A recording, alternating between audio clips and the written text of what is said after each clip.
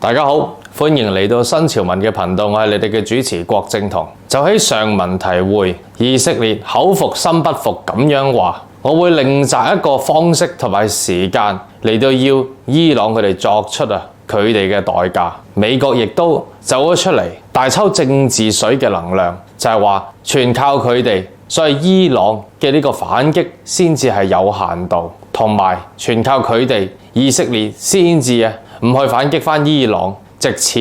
再次發動全面升級成為中東之爭。而根據上文提會就係中國同埋俄羅斯嘅今次嘅反應就異常地冷靜同埋平淡。咁今日新潮文就為大家嚟到去進一步嚟到解破。首先，以色列係會唔會聽美國嘅話，真係停火止戈，定還是好快就會對伊朗嗰邊有一輪非常之猛提升成為中東之爭嘅攻勢？呢個可能性係非常之大。第二就係同大家解釋下喺呢個戰局裏邊，如果中國、俄羅斯同埋伊朗喺今次呢件事件上邊係三方嚟到密切咁進行聯繫，三方聯動咁嘅希望，甚至利用埋以色列嚟到拉美國入去中東之爭呢個泥凼裏邊，等美國難以抽身，嚟到削弱美國嘅霸權。等美國顧此失彼嘅時候，無論係中國喺東亞呢邊，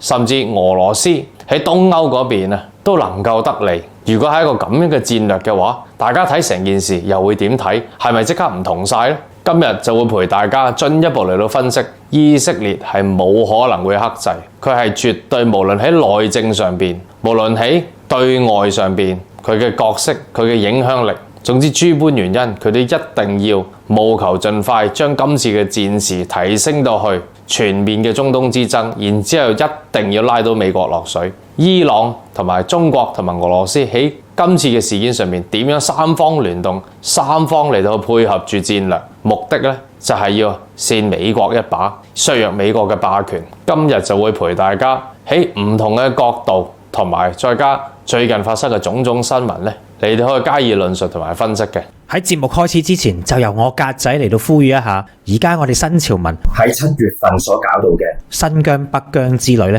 就現在正式接受報名啦。今次我哋呢個嘅北疆之旅就為期12日，出發日期就會由7月21號至到8月1號。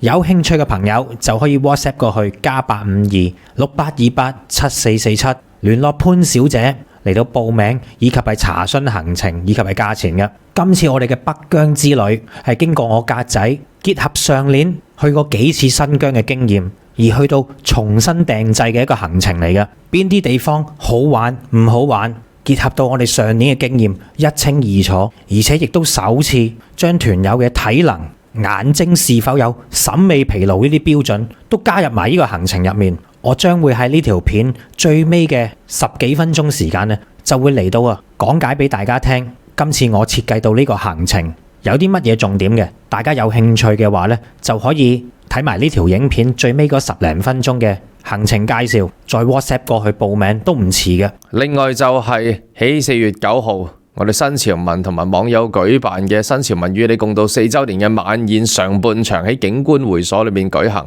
好多朋友都有到場，有成300人之數咁多。但係好多朋友其實有更多嘅朋友亦都係報唔到名嘅。咁所以為咗滿足大家，為咗同大家共聚、歡飲歡坐、暢談一番嘅話亦都會舉辦第2場。時間就係5月5號嘅晚上，照舊我哋嘅食飯時間往往都係7點至到9點。5月5號嘅晚上，我哋會選取喺北角嘅另一個海關嘅高級官員會所嗰度舉行我哋嘅晚宴。呢個海關嘅高級官員會所亦都係同警官會所一樣，都係我哋新潮文非常之尊敬嘅前線執法人員佢哋嘅私人會所嚟嘅。咁幸得我哋有人帶領之下，能夠喺嗰度舉辦晚宴同大家共聚。每位價錢就係650蚊一位，要訂位嘅話就係要聯絡呢一個號碼，講俾大家聽，一定要用文字 WhatsApp 嚟到聯絡，+852-689-2128。再講多次，一定要文字 WhatsApp +852-689-2128嚟到同佢進行文字溝通，進行報名啦、訂位啦等等嘅安排記錄嘅。菜單方面就有頭盤嘅3味、海蜇分蹄、椒鹽吊片、蜜汁叉燒，然後就有上湯芝士焗波士頓龍蝦伊麵、鮮露筍百合炒帶子。湯類咧就有花旗參、杞子、響螺燉雞，然後就有蠔皇北菇扣綠頭鮑魚，有清蒸嘅東星斑啦，然後有當紅炸子雞。菜方面就有腿蓉扒津白，主食方面咧就有 XO 醬翡翠蝦粒炒飯，甜品咧就有雪耳海底椰燉萬壽果，每位價錢就650蚊一位。再講多次嘅電話就係+852-689-20128，+852-689-20128，一定要 WhatsApp 文字嚟到進行溝通、訂位同埋安排嘅過數事宜嘅。咁期待喺5月5號晚上7點開飯，喺海關高級官員會所見到大家。咁喺節目開始之前，亦都順便呼籲大家，請大家留意一下有冇訂閱新潮文嘅頻道。如果仲未訂閱嘅朋友，記得撳新潮文嘅訂閱掣，再撳埋旁邊嘅嗰個啷啷掣，再撳全部，先至為之呢係完成整個訂閱流程，係可以收到我哋最新嘅影片通知嘅。喺呢度呢，就有勞大家啦。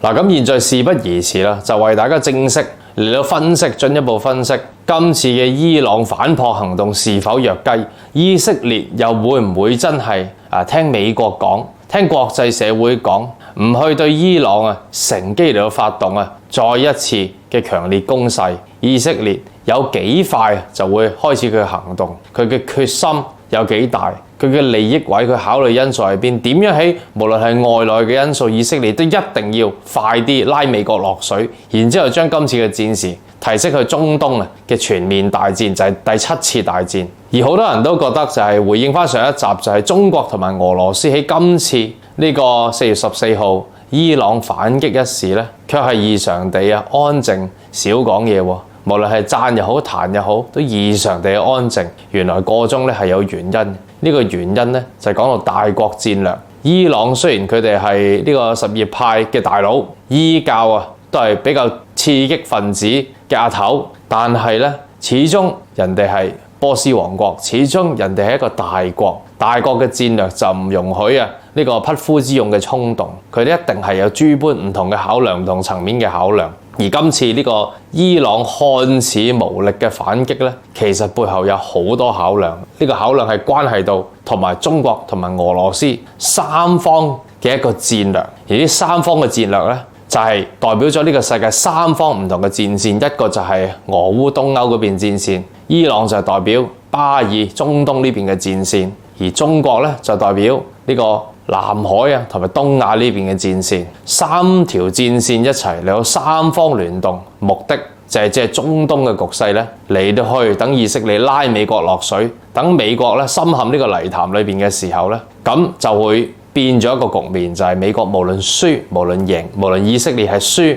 係贏都好咧，美國都會霸權盡失。今日呢集就會完全為大家嚟到解釋呢個角度嘅分析。嗱，首先咧，我哋慢慢一步一步深入淺出咁樣嚟先。嗱，伊朗今次就係還擊翻，因為佢喺大馬士革嘅領館俾以色列爆咗，咁就要講下以色列點解要狠心地冷酷無情、心狠手辣地爆人哋個領事館。好簡單原因，大家都知，就係要將成個中東嘅局勢提升。點解要喐伊朗？要發動全面嘅鬥爭？咁因為好簡單，伊朗就係什葉派嘅大佬，伊朗就係什麼聖城一派啊，什麼真主同盟啊，呢啲咁樣嘅中東刺激組織，尤其是哈馬神聖鬥士啲刺激組織，佢哋嘅超級大佬，而且攻擊伊朗咧，又可以直接將此時唔係淨係代理人嘅刺激分子之爭，全面提升到國與國之爭。咁以色列若然俾成個中東世界圍剿嘅時候咧，有咩好處呢？好處就係佢可以即刻就拉美國落水，因為美國係唔會俾以色列俾人哋圍剿，然之後令到佢亡國呢樣嘢咧，美國係一定唔會俾佢發生嘅。所以以色列做嘅所有嘢都係要拉美國落水。今日我哋就用呢個角度嚟到開始呢個分析，意思即係話表面上睇起上嚟就係以色列同埋伊朗之爭，但係無論邊一方贏又好輸又好，最後輸嘅咧都係美國。點解？嗱，話就話以色列嗰邊咧啲軍事科技好強，美國有好多唔同嘅軍事方面嘅科技都支持以色列，甚至連飛機嘅戰機嘅型號都特登為以色列咧開多條 product line， 可以講得係愛護有加。話就話伊朗咧超過300架次嘅無人機同埋飛彈，有 99% 咧都被攔截咗，足顯鐵穹系統防空系統咧佢哋又好幾強，所以拜登都出嚟抽水咧，就係話全靠佢牙力同埋佢嘅實力，令到伊朗咧就忌憚國際社會同埋美國嘅壓力，所以象徵式嚟到扮報復。咁但係另一方面咧，佢又話可見呢個西方聯盟啊，美國、以色列嗰邊佢哋嘅軍事科技幾犀利，幾咁超越咗伊朗。喂，咁你真係自相矛盾啫。因為你一方面又話伊朗根本就係扮報復，唔係出真實力；另一方面你又要誇獎自己啲防空系統有幾咁犀利，點樣攔截到人哋 99%？ 咁若然人哋唔係全力打過嚟，咁你嗰啲 99% 嘅攔截都唔可以攞嚟作準啦。其實又係自相矛盾嘅。咁伊朗嗰邊嘅說法又係點呢？伊朗嗰邊說法就係好多媒體都沒有報導但係咧亦都唔代表咧冇報導，唔代表佢係講錯。伊朗話佢最主要咧就係要首先就係攻擊嗰日邊一架飛機由邊一個基地飛去大馬士革嗰度爆佢哋嘅伊朗駐敍利亞嘅領館咧，佢哋就攻嗰個基地。咁伊朗指導咧呢個基地點係爆發咗，令到佢哋重創。另一個就係要攻擊呢個情報熱點。喺呢個以色列同埋敍利亞邊境嗰個，即係嗰啲所謂摩薩嘅情報組織，伊朗係指導咧，又係爆咗嗰度咧，重擊好多情報人員咁話嘅。不過講到最後，總之咧，唔同人有唔同嘅説法，我哋可以總嘅總結就係伊朗今次佢嘅報復嘅烈度一定係唔高。嗱，呢個肯定㗎啦，佢沒有用強大嘅武器。如果你熟悉伊朗嘅軍事同埋軍備嘅話，你知道佢唔係咁簡單，佢絕對係一個點到即止、象徵式嘅行為。但係須知道呢件事咧，其實美國都係出嚟抽水，佢冇能力控制得到伊朗報唔報復，亦都冇能力控制得到以色列咧將呢個戰事升級。佢只不過咧喺從中事件發生咗之後喺度馬後炮嗰啲抽水。伊朗點到即止，又話全靠佢；以色列未報復，又話咧全靠佢。美國根本從來無可奈何，而以色列咧其實睇準咗美國呢一點，以色列將會有一輪超級大嘅報復，而美國亦都係無可奈何，佢根本控制唔到。大家往呢個角度，我哋一齊嚟到諗一諗。現在以色列嘅困境就係佢俾唔同嘅刺激組織喺度圍剿緊。我頭先都講咗啦，因為哈馬神聖鬥士黎巴嫩嗰邊有啲什麼真主一派，然之後啲聖城嗰啲代表組織全部都攻緊，仲有也門嗰邊又有喺紅海嗰邊搞美歐嗰邊嘅商船。身為所有呢啲戰線嘅大佬，伊朗始作俑者、什葉派嘅大佬指揮住成件事，以色列求其一個淨係喺巴勒斯坦佢哋當地嘅哈馬神聖鬥士，佢哋都難以將佢一一清除，更遑論其他刺激組織。所以連刺激組織搞唔掂嘅時候，佢點會可以喺成個中東陣營，若然真係成個中東陣營一齊連埋國家一齊去攻以色列，佢一定俾人哋圍到咧會亡國嘅。我哋啱啱先嚟睇新聞，就係睇到黎巴嫩嗰邊有啲真主一派嘅分子，又導致以色列嗰邊有幾多個軍人咧又離去咗啦。嗱，以色列無論幾強都好，面對中東嘅圍剿咧，佢幾犀利都好，佢都始終係一個小國，佢冇咁多資源去損耗，佢冇咁多軍備人力去損耗，淨係講損耗呢樣嘢都足夠陰乾以色列呢個國家。嗱，大家知道咧，啱大家記得啦，就係4月14號。嗰陣時候，以色列咪關閉咗領空嘅。雖然關閉領空係短短7個鐘頭，但係佢哋關閉 GPS 咧，其實就係關閉咗成個幾兩個禮拜咁多。就喺佢哋收到消息，伊朗嗰邊會全面反撲，佢哋大概去到4月4號開始就已經刪咗 GPS， 一直就係刪到就係14號之後佢哋先開返。目的咧就係為咗等任何導彈無人機過到去嘅就難以定位。當然伊朗咧，我哋尋日啱啱報咗，就係伊朗係用緊北斗系統嘅。咁但係大家唔知道嘅就係有咁多人喺以色列嗰邊要走去防空嘅窿裏邊嚟到避一避禍啦，去有唔同嘅避禍安排啦。城市好多交通冇咗 GPS 亦都大亂。淨係呢段日子裏邊佢嘅經濟損失同埋民生大亂咧，對以色列嚟講都係一個非常非常之大嘅損耗。更加唔使講咧，就係要攔截嗰啲伊朗嗰邊嘅攻勢啊，咁便宜嘅攻勢，佢哋用多10倍嘅價錢嚟去攔截。所以意思即係話，伊朗佢今次呢300個架次嘅力弱無人機或者力弱導彈有冇發過去以色列嗰邊都好，淨係喺呢個威嚇嘅狀態下，呢個損耗都能夠陰乾以色列呢個國家。而大家記得4月14號嗰陣時候，馬上咧內塔尼亞胡同埋佢哋嘅防長同埋前防長咧係反對派嘅領袖嚟㗎，咁都要三方進行一個呢個戰時內閣嘅會議。而前防長今次咧係對內塔尼亞胡有牽制嘅作用，即係話喺今次嘅事件上面，唔好講對外嘅戰略或者得唔得到國際社會美歐嘅支持，淨係佢哋以色列嘅內政裏邊咧都有一番嘅內鬥。內塔尼亞胡咧喺今次裏邊係面對內外唔同嘅壓力，呢啲亦都係一個政治層面嘅損耗嚟嘅。所以內塔尼亞胡一定要拉美國落水，拉美國嚟到去助戰。明顯咧，大家而家可以話肯定一樣嘢㗎啦，拜登政府係諸般不願，係點都唔想咧擺明嚟到去支持以色列，只能夠暗地裏咧就係啲軍助、啲軍費資源等等，明面一定唔敢㗎啦。更加唔好講話，如果全面發動咗中東之爭嘅時候，美國落場一齊砌啦。中東而家嘅戰局俄羅斯就亦都知道啦，佢同伊朗嘅關係非常之好，同敍利亞關係咧非常之好。而中國咧，阿富汗、巴基斯坦係鐵桿盟友，沙特同埋伊朗啱啱先至同中國嘅調停下，促成咗重新有翻呢個外交關係，遜尼派、什葉派。然後敍利亞總統嚟中國嘅時候，大家記得我哋中國點樣對敍利亞嗰邊有呢個高級別嘅接待，令到佢非常之感動，奠定咗中國同敍利亞嘅關係。所以中東嘅戰局咧就係咁樣。你話今次呢件事情冇中國同埋俄羅斯一齊同伊朗嚟到商量對策咧，就一定係假嘅。講得出你都唔了解大國戰略。今次伊朗係奉行住中國同埋俄羅斯嚟一個更加長遠嘅對策，所以先至用咁力弱嘅方式嚟到去進行呢個象徵式嘅反擊，目的咧就可以等自己依然可以繼續奉行翻呢個國際嘅慣例，就係我行使我嘅自衛權，然之後我就點到即止，繼續喺道德上面咧攞個制高點。而如果以色列真係拉到美國落嚟呢個戰場嘅話咧，就此消彼長底下，美國就變成唔講道理嘅嗰個，咁就會好難得到國際西方社會咧應該講嘅支持，歐洲陣營嘅支持。而如果美國真係落咗場嘅時候，以色列又俾人哋咧圍緊嘅時候，美國深陷咗呢個中東嘅戰局裏邊咧，咁而家就係講緊就係美國顧此失彼底下就會失去咗東歐嗰條戰線。而家澤連斯基咧日日喺度投訴，尤其是4月14號嗰陣時候咧，嗰個新聞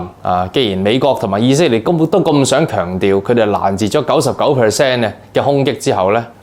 呢單咧本來就係美歐集團一單威水嘢嚟嘅，澤連斯基就非常之唔開心，因為佢非常之妒忌，就咁話，就係話，喂，你睇下，你分明係厚此薄彼啦，以色列嗰邊啲鐵穹系統、防空系統咁犀利，喂，我哋呢邊唔掂喎。我哋都想有啲好犀利嘅防空系統，因為我哋亦都好需要。美國咧唔可以厚此薄彼嘅，我哋都需要以色列式嘅待遇咁樣。喺鬼殺咁嘈澤連斯基，又甚至喺度話啦，喂，其實我哋同以色列都係咁高咁大啫，我哋都係喺重要嘅戰線上邊站在最前線同你哋鬥過嘅喎，點解唔幫我哋我哋唔係北約成員，以色列都唔係有咩理由厚此薄彼美國咁樣？咁講嚟呢度，大家都知道啦。你澤連斯基點同以色列比？烏克蘭點同以色列比？大家唔同人嚟嘅，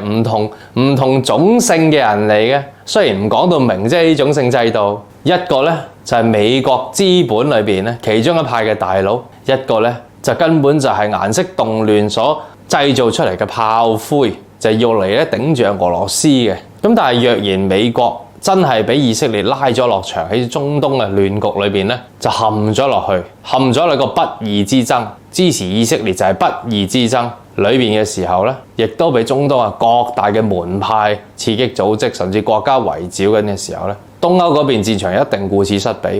就話美國以前誇下海口，就話我哋美國唔單止2條戰線啊，3條戰線都afford得起啊。咁但係事實就證明咗啦。事實上，如果真係實戰嘅時候起上嚟，我哋去年尾就已經睇到啦。美國一定顧美國淨係因為巴爾嘅戰線都令到俄烏嗰邊就大大失策。大力弱啦，因此普京現在先至根本佢烏東佢成個就嚼晒噶啦，而家就諗緊點樣去嚼埋基輔嘅啫。所以中東呢邊升級，普京就會鬆一口氣，然之後更加肆無忌憚就好似呢個2024年嘅歐亞風險報告所講咁樣，場仗就已經打完噶啦，俄烏普京就食硬烏東嘅。就只不過係而家睇緊會唔會喺2024年佢要更多嘅地啫，而另一邊就係風險報告冇講嘅，就係東亞呢邊。若然美國係真係忙於處理中東嗰邊亂局嘅話咧，咁唔單止俄烏喺東亞呢邊，我哋中國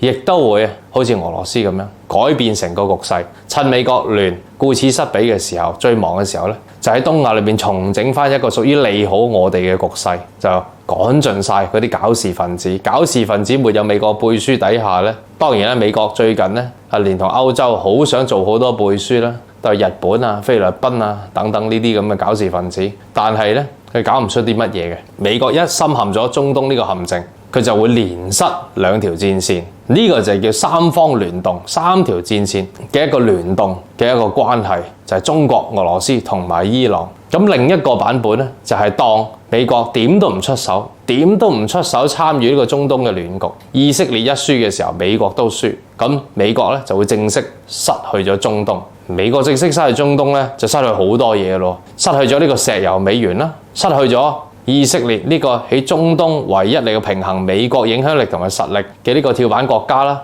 失去咗個中東小霸王。咁然之後中東嗰邊一失去咗美國搞事嘅時候，美國搞事力量一樣，中東就會團結，然後就會更加傾向咗有利於中俄呢邊，令到美國霸權顏面盡失。所以無論美國一係就係失去中東，一係就係東歐同埋東亞一齊失去。無論係點樣，美國喺過咗2024年之後一定會係霸權進一步削弱。所以美國現在點都唔可以，點忍都好，忍屎忍尿都好，一定唔可以落場。但係以色列唔會放過去，以色列一定係會想盡辦法，千方百計咁拉美國落場。所以以色列一定係會喺非常之快嘅日子裏邊進一步對伊朗嗰邊進行一系列嘅戰事升級嘅行動嘅醜惡行動，然之後逼到有更加強而有力嘅回應。根據上一集我哋體會就係講到啦，就係以色列內塔尼亞胡自己其實亦都講啦，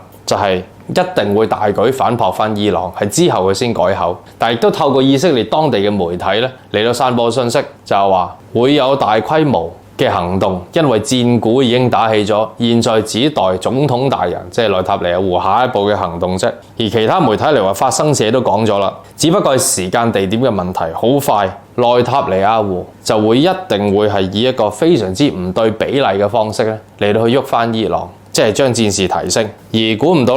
喺幾日之後，內塔尼亞胡亦都忍唔住喺4月17號嘅時候，即係星期三，內塔尼亞胡就自己亦都講咗啦，話自己嘅國家點樣去保護由自己決定自決，甚至我保留一切對伊朗嗰邊嚟到去回應呢個我自衛嘅權限。喺4月17號適逢係啲咩日子啊？適逢喺星期三嗰陣時候，就係伊朗嘅建軍節。伊朗本身每年嘅慣例就喺德黑蘭嗰度嚟舉行一個閱兵，但係今年呢個閱兵就去咗北部嘅軍營嗰度嚟進行閱兵，而亦都冇啦以往嘅一直以嚟嘅直播。睇嚟可能係同戰事有關，不但只係同戰事嘅部署啦、調配啦，甚至同安全性或者軍情嘅透露亦都有關係。以色列嘅參謀長總參謀長就唔會同你咁講啲政治正確、國際客氣嘅説話嘅，就已經咁多日都大力強調到一定會大規模咁反擊。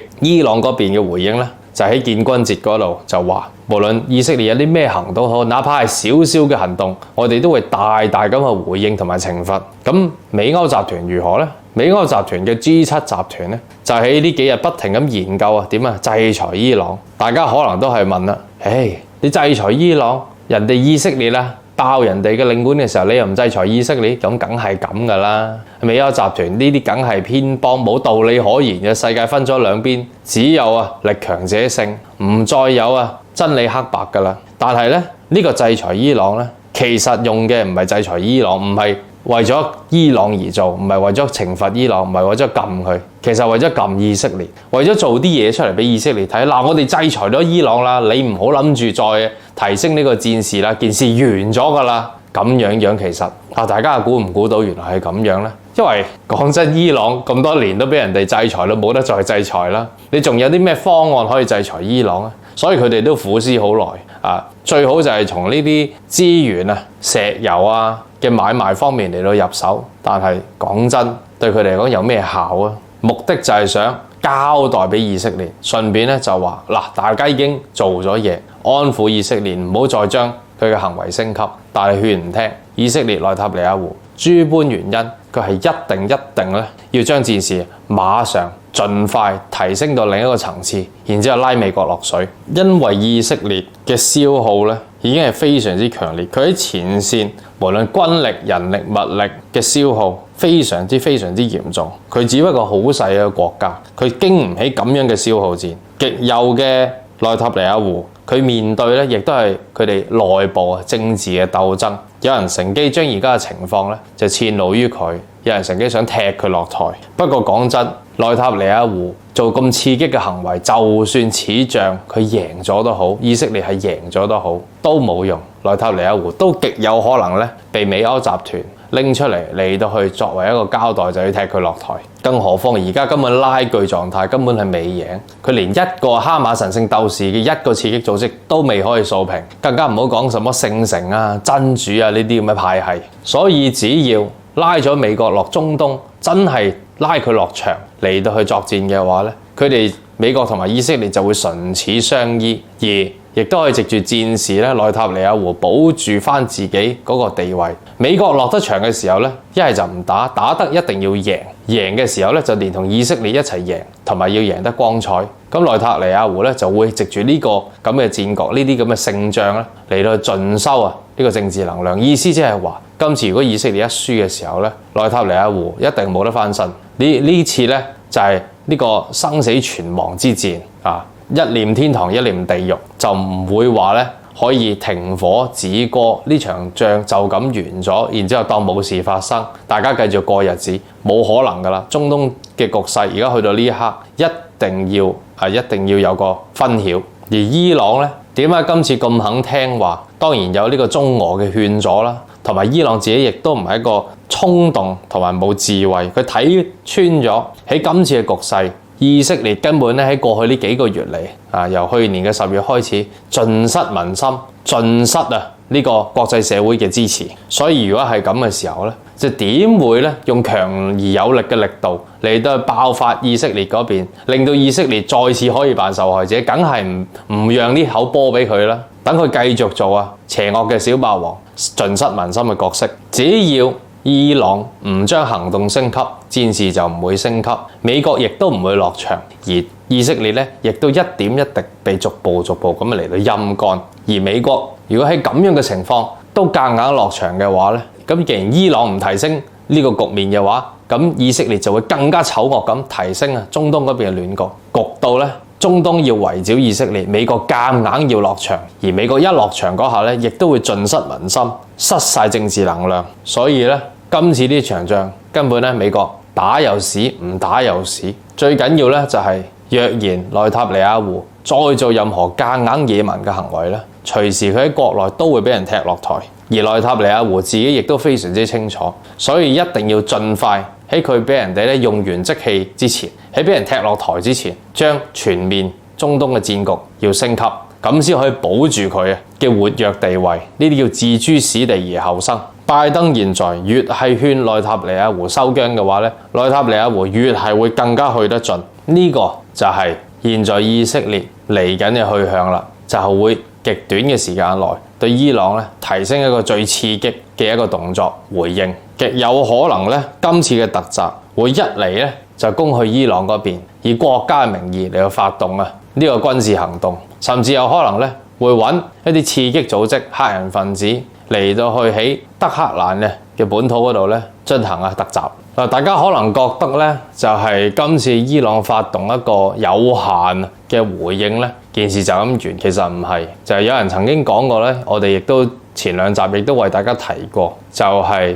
伊朗係唔夠兵力同埋資源去同以色列嗰邊嚟到對抗，因為相隔咁遠，經過伊拉克、敍利亞，未有耐先至去到以色列，所以喺呢個兵員補給方面咧係不足。但係其實喺近呢幾日咧，伊朗已經馬不停蹄咁不斷咁樣嚟到運送兵馬同埋糧餉去敍利亞嗰邊。咁大家又可以諗下呢個動作係為咗啲咩呢？不過最緊要就係今次伊朗，我哋要重新睇多次，就係佢今次嘅動作保留住有限嘅動作，保留住自己嘅道德制高點。明顯咧就係有高人教路，明顯咧就係有中國嘅幫忙。逢親喺大事之前咧，一定要攞咗道德制高點先。咁萬一真係打起上嚟嘅時候咧，起碼喺國際社會上邊，先至會有比較多嘅國家可以幫佢講好説話同埋支持。而以色列嗰邊咧，就係若然逼唔到你出手嘅時候，以色列都要夾硬嚟，就會變成以色列欺人太甚，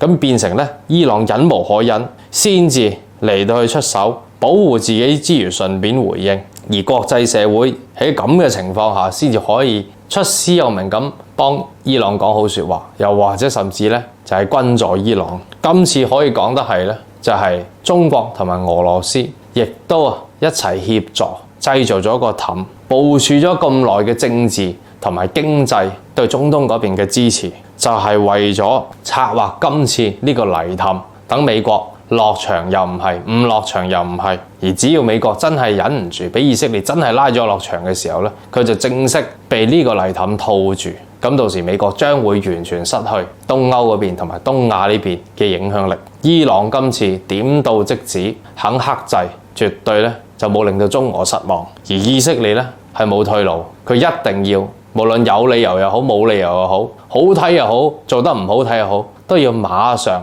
唔係講幾個月之後，係馬上將戰事升級。所以以色列沒有退路，但係同時伊朗亦都沒有退路。喺今次呢個競爭裏邊咧，喺呢個中東戰線咧，伊朗係走在最前線嘅。咁多刺激組織已經聽伊朗嘅號令佢嘅黑旗號令喺度圍剿對抗之湖，剿緊呢個以色列。所以之所以係咁，原來背後咧係有三方聯動咁深嘅部署，難怪喺4月14號之後咧，中俄佢哋嘅無論係讚又好彈又好，佢哋嘅聲音咧係異常地安靜。原來背後咧就有咁深遠嘅策劃。所以美國現在咧就面對兩個困境，一個就係以色列將自己撩事鬥非撩到咧成個中東一齊對抗以色列，以色列隨時亡國。美國咧一係就係落場支持以色列。咁如果係咁嘅時候咧，全面中東之爭佢就會俾呢個泥氹絕住，佢抽唔到身，亦都係失道失座。一係就睇住以色列亡國咯。以色列一亡國嘅時候咧，美國就會失去咗中東。咁咧失去中東就失去咗好多嘢，就係美國霸權咧被削弱。但係如果俾中東之戰嘅泥氹被絕住嘅時候咧，俄羅斯普京隨時連基輔都嚼埋，而我哋中國亦都可以咧搞掂埋我哋南海局勢、東亞嘅影響力，美國就會連失另外兩條戰線。所以當美國誇下海口，話自己可以同時應付呢個世界3條戰線都綽綽有餘嘅時候咧，而家真係攞3條戰線出嚟俾你試下啦。原來咧一個都搞唔掂嘅。總之無論點都好，今年就係美國大選之年，亦係美國霸權受到重擊重創之年。剛剛咧美國咧就又有個理由嚟到再一次喺呢個軍費上邊咧嚟到去助中東呢邊嘅戰線咯。嗱，話說大家知道就係所謂嘅以色列攔截伊朗嘅一輪攻擊咧，攔截咗99%，但係使嘅花費咧亦都係超過10億美元咁多。咁話說咧，同一樣又係10億美元，最近美國嘅海軍就話喺中東呢邊為咗攔截伊朗嗰次嘅攻擊，因為唔係就係以色列自己鐵穹系統嚟到攔啊嘛。美國、英國同埋法國咧都係有出到戰機嚟去幫手嚟到空中截擊、截停、攔截嘅嗰啲無人機同埋飛彈啊嘛。咁再配合埋紅海嗰邊咧，美國亦都所謂嘅協助保護商船，亦都用防空系統嚟到去攔截也門嘅胡塞分子嗰邊嘅火箭彈咯。咁過去呢幾個月咧，就總共就係使咗海軍報數使咗10億美元咁多喎。所以今次海軍咧就叫價要求喺聽證會嗰度要求國會批20億美元俾佢哋，等佢哋可以咧補倉咁話。呢啲咁嘅攔截導彈咧，如果係美國嘅造價，無論係標準型2號、6號、3號，大概平均一枚攔截彈咧都要成100萬美元一枚嘅。同埋咧，聽講呢啲咁嘅攔截彈咧，一射2枚甚至3枚嚟到去攔截攻勢嘅添。好多人就講到啦，喂，咁若然係咁嘅情況下，難怪伊朗嗰次嘅攻擊呢個以色列鐵穹系統都使咗咁多錢啦。所以話就算今次冇人戰事升級，就當以色列亦都克制啦，諗住拖到特朗普上場咧先繼續玩，就當俾佢拖得到。但係嚟緊呢幾個月，伊朗嗰邊咧係咁大大小小嘅行動同埋刺激組織一啲行動，真係不停咁陰乾咧，都陰乾以色列嘅。所以明打又唔係，俾人陰乾又唔係。內塔尼亞胡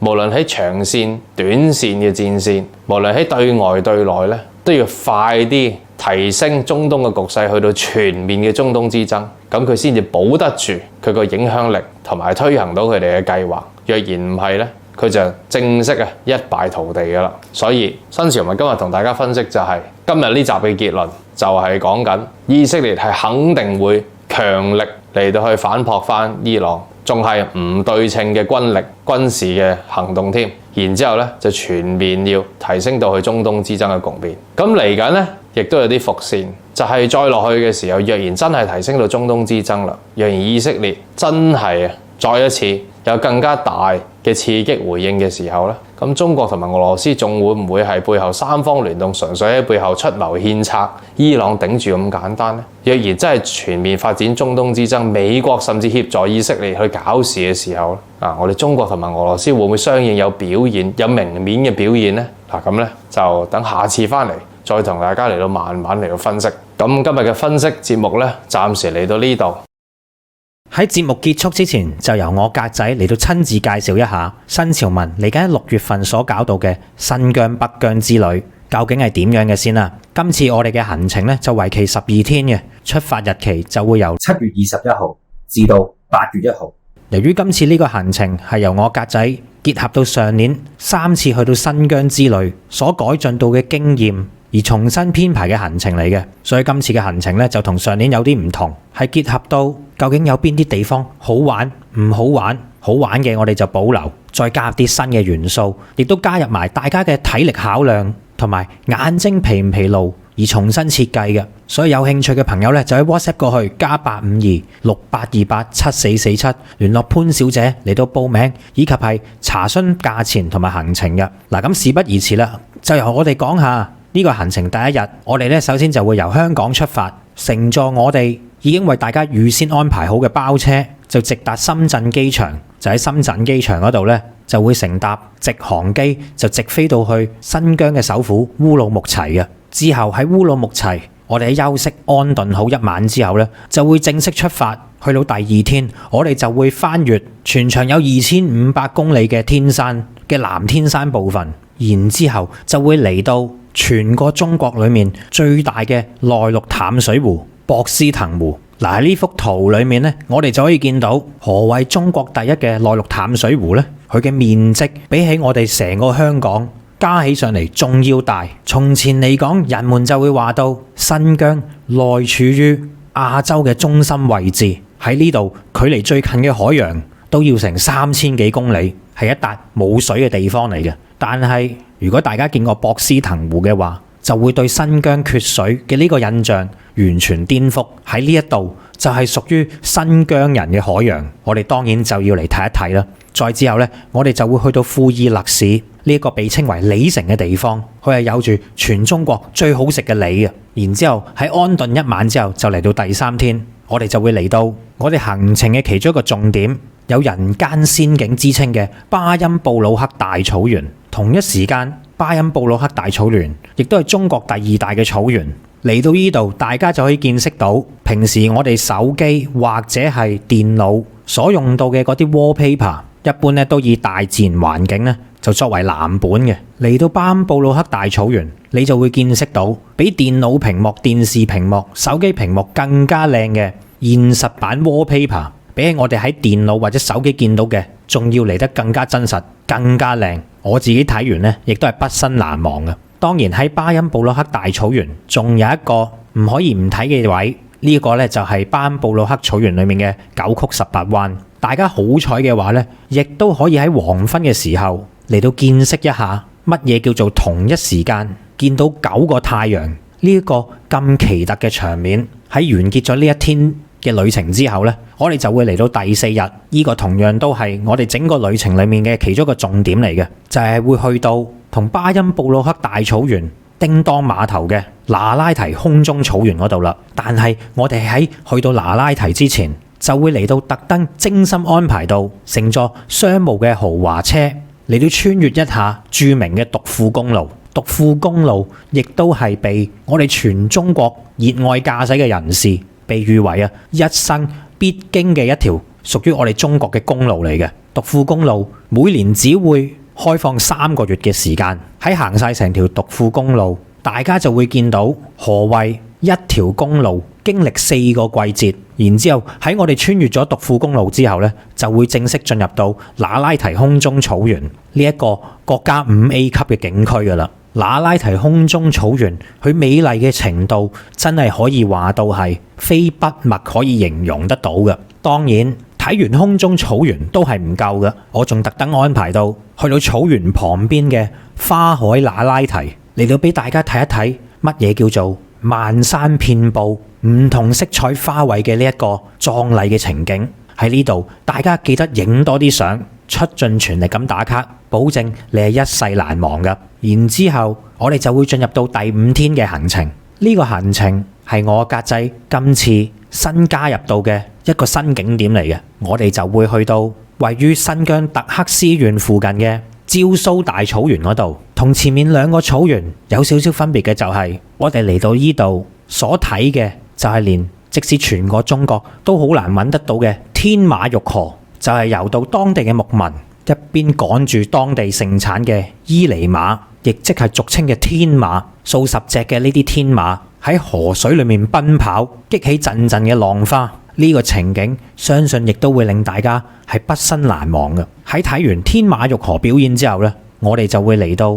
著名嘅特克斯呢一度，亦稱係八卦城嘅。八卦城顧名思義，如果從天空上面嚟到俯瞰嘅話，成個特克斯城就仿似一個大型嘅八卦一樣。冇錯，的而且確佢係參照住易經八卦嘅造型嚟到去建造嘅。成個城裏面由到放射型嘅4環64條街道，路路相通而成。喺呢度最特別嘅地方就係呢，成個城入面係冇一盞紅綠燈嘅。呢一個呢，亦都係呢個城最特別嘅地方。之所以能夠做到呢一點，就係憑住我哋古代嘅智慧。而特克斯城亦都係全中國唯一一個冇紅綠燈嘅縣城。嚟到呢度，我哋一定要好好見識一下當中嘅奧秘嘅。咁當然啦，我哋亦都會嚟到喺近年八卦城入面都有一個新興嘅旅遊項目。呢一個呢，就係當地市政府非常之用心咁去到設計到嘅一個叫做盛世華疆嘅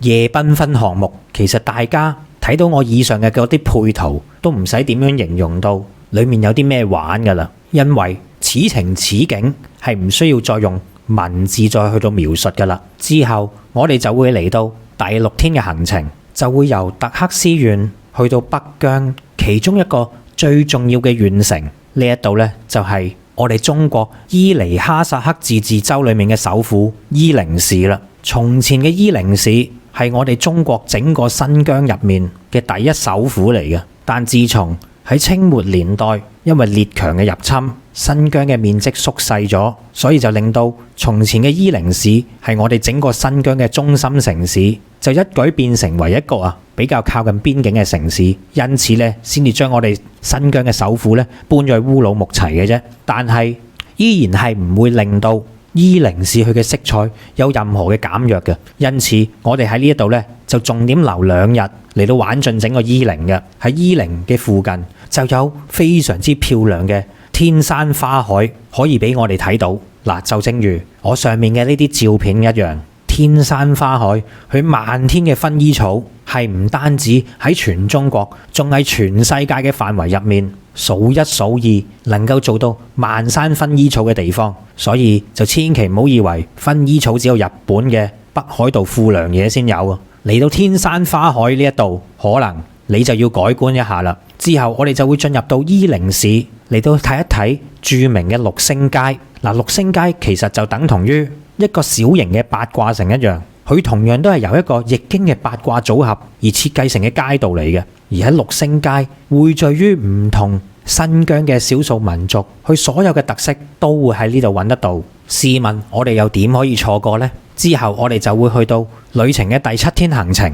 同樣地啊，都會係嚟到見識一下伊寧市作為一個匯聚住所有新疆少數民族嘅呢個城市裏面嘅特色嘅。因此咧，我哋就會嚟到以藍白色為主調嘅客棧旗民族街，嚟到坐下馬車，放慢我哋自己嘅腳步，嚟到睇下呢一個充滿住異域風情嘅地方。上邊咧就再嚟探訪埋當地嘅居民，進入到佢哋嘅庭院裏面啊，去到食一下當地人親手製造嘅手製雪糕，嚟到過翻一個合意嘅下晝，咁先至叫做人生一大樂事啊嘛。然之後咧，我哋亦都會去到旁邊嘅漢人街，呢一個咧係當地非常之有特色嘅一條食街嚟嘅，而當地人亦都會稱漢人街為一條冇漢人嘅漢人街，嚟到作為佢嘅賣點嘅喎。再之後咧，我哋就會去到伊寧嘅哈薩克自治州裏面嘅博物館。正所謂去到一個充滿文化色彩嘅地方，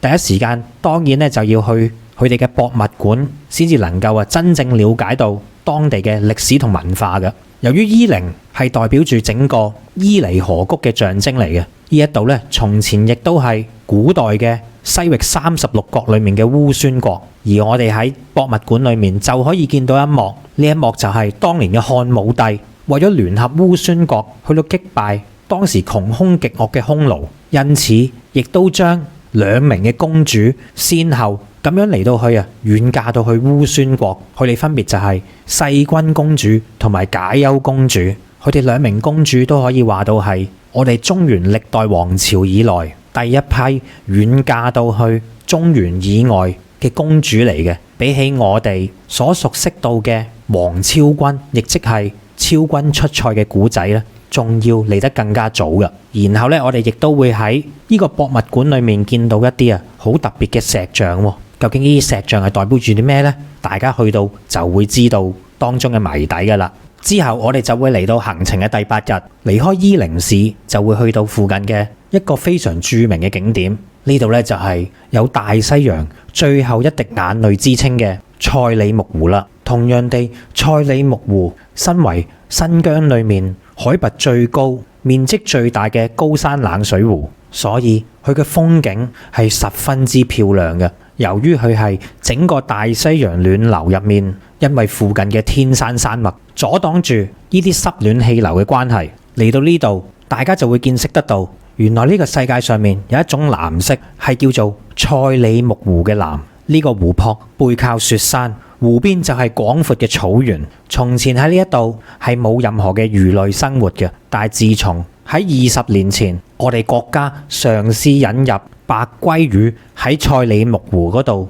去到養殖，結果獲得空前嘅成功，就令到賽里木湖呢一度咧，亦都成為咗我哋嘅高山白鮭魚呢種白鮭魚之王嘅一個非常之良好嘅棲息地。呢度所出產到嘅白鮭魚，比起佢喺歐洲嘅祖先，更加適合喺呢度生存，亦都為到新疆帶嚟另外一種經濟嘅收入嘅。當然啦，喺我哋前往賽里木湖嘅途中咧，亦都會經過有全中國最昂貴大橋之稱嘅果子溝大橋，同樣地都可以喺我哋呢個旅程入面見識一下嘅。之後咧，我哋就會嚟到望到冰山嘅灰屯市，稍作休息一晚之後咧，就會進入到第9天嘅行程，就會嚟到有億年奇觀之稱嘅獨山子大峽谷。講起大峽谷，大家比較常聽見嘅當然就係美國嘅大峽谷國家公園啦。但係如果你嚟過新疆嘅獨山子大峽谷嘅話，可能大家就要改一改觀啦。屬於我哋中國嘅呢一個獨山子大峽谷，曾經榮登國家地理雜誌，亦都係我哋全國最美公路嘅獨富公路裏面嘅第一個景區嚟嘅。呢度亦都係多套電影嘅拍攝取景場地。成個谷底闊100至400米，谷肩闊800至到1000米。由谷底到谷肩咧，可以深逾200米，海拔1070米咁高嘅。嚟到呢度大膽嘅朋友，亦都可以嘗試一下嚟到行一行位於大峽谷裏面嘅玻璃棧道，嚟到挑戰下自己嘅膽量嘅。喺睇完大峽谷之後，我哋就會翻去烏魯木齊呢一個新疆嘅首府。從前嚟講，喺一啲傳統嘅行程入面，烏魯木齊只係作為新疆之旅進出以及係補給嘅一個駁腳點嚟嘅啫。正因為咁樣啊，好多人都會忽略咗烏魯木齊作為新疆首府，其實佢都係具有到豐富嘅旅遊價值資源嘅。因此，我哋就會嚟到行程嘅第10日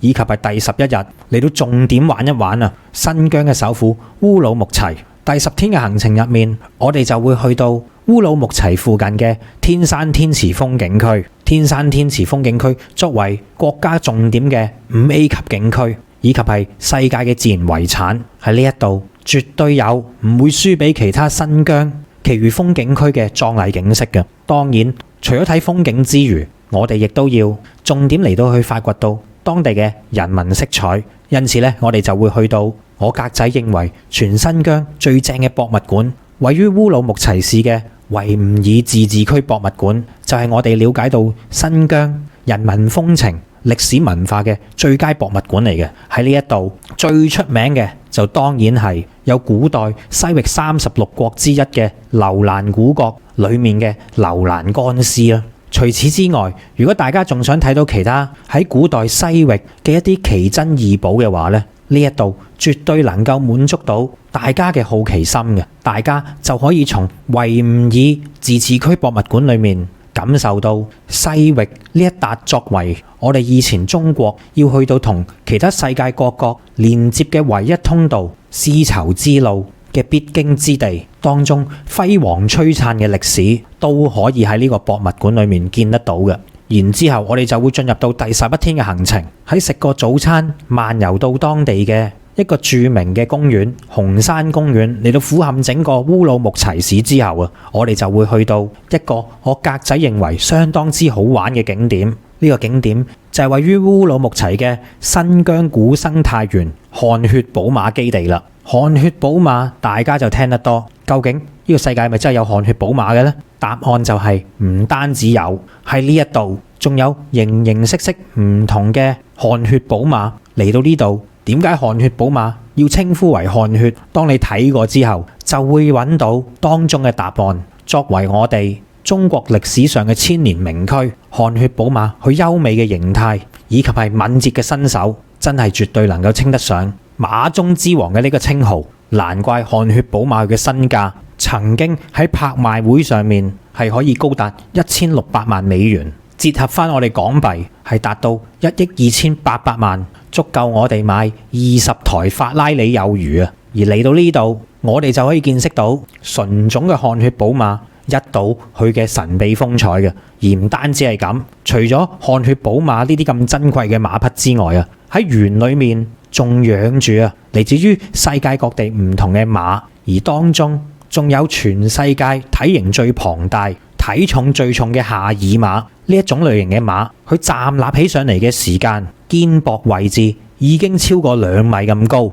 整個人行埋去就仿如好似縮細咗一樣。當時我見到嘅時間呢，都嚇咗一跳，成隻馬佢嘅體重係可以超過1噸嘅，而且喺園裏面除咗馬匹以外，仲有大量珍貴嘅奇珍異寶，亦都同樣地俾到一個理由我哋去到值得花時間喺呢度留耐啲嘅。然後作為旅程嘅尾聲，當然我哋就要嚟到非常之著名嘅位於新疆烏魯木齊嘅國際大巴扎，嚟到作為最後嘅血拼，買多啲手信帶返香港。大巴扎喺新疆維吾爾語裏面，亦即係解做大市場咁解。顧名思義，呢度就係匯集住全新疆形形色色唔同種類嘅商品，係旅遊人嚟到新疆必去嘅景點嚟嘅。然之後經過咁多日精彩嘅旅程，我哋就會嚟到第12日，乘坐翻直航嘅飛機翻到去深圳寶安機場，再乘搭到我哋嘅包車，就翻到去香港，作為今次旅程嘅完結嘅。喺呢度需要注意嘅就係，今次我哋嘅行程係會包送一張夠玩全程12天嘅電話數據卡，就等大家喺旅途裡面都可以暢通無阻咁上網。再加上亦都有一啲老人家嘅優惠，以及係我哋專登為大家嚟到去精心安排到嘅俗稱飛機椅旅遊大巴嘅呢啲豪華巴士，都會提供到俾大家去舒適咁玩盡新疆嘅呢12天旅程嘅。大家對呢個旅程有興趣嘅朋友，就可以 WhatsApp 過去+852-6828-7447聯絡潘小姐，去到報名以及係查詢行程嘅細節以及係價錢嘅。再講一次，係 WhatsApp +852-6828-7447聯絡呢個 WhatsApp，希望到時見到大家同我格仔玩盡呢12日嘅新疆之旅。